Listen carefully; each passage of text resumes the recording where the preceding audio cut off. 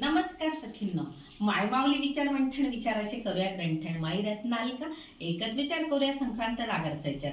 तर आत्ताच नाशिक येथे सातपूर सौभाग्य महिला मंडळ यांनी जो मंगळागौर कार्यक्रम आयोजित केलेला होता, तर तिथे आम्हाला बोलवण्यात आलं होतं. तर त्या बोलवण्यात आल्यानंतर त्यांनी इतकं सुंदरचं स्वागत केलं. सगळ्या सख्या हसत मुखाने होत्या आणि त्यांनी अतिशय सुंदर असं गिफ्ट आम्हाला दिलेलं आहे. एक हे आणि सरस्वतीचं प्रतीक पण बघा किती सुंदर आहे. तर अशा ह्या दोन वस्तू आम्हाला तिथे मिळाल्या.